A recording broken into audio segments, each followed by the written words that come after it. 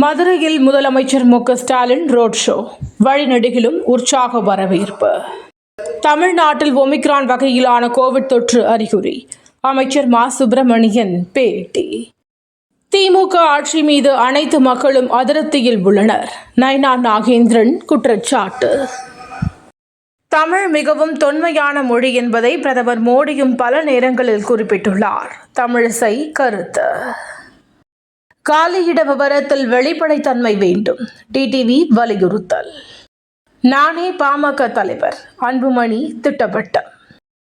எடப்பாடி பழனிசாமியை நம்பி யாரும் கூட்டணிக்கு வர தயாராக இல்லை, ஆதவ் அர்ஜுனா கருத்து. தமிழ்நாட்டின் ரயில் வளர்ச்சி திட்டங்கள் முடக்கம், மத்திய அரசுக்கு மதுரை எம்பி சு. வெங்கடேசன் கண்டனம். நாடு முழுவதும் 3000 கடந்த கொரோனா பாதிப்பு, மக்கள் அச்சம். அருணாச்சல பிரதேசத்தில் கனமழை, நிலச்சரிவில் கார் கவிழ்ந்ததில் 7 பேர் உயிரிழப்பு. ஆப்கானிஸ்தானில் நிலநடுக்கம், ரிக்டர் அளவில் 4.3 பதிவு. ஜப்பானில் சக்தி வாய்ந்த நிலநடுக்கம், ரிக்டர் அளவுகோலில் 6.1 பதிவு.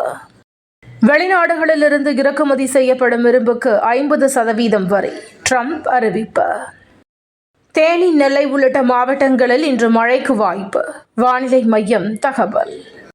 சென்னையில் கோடை மழை அதிகமாக பெய்துள்ளது, இந்திய வானிலை ஆய்வு மைய தென்மண்டல தலைவர் அமுதா பேட்டி.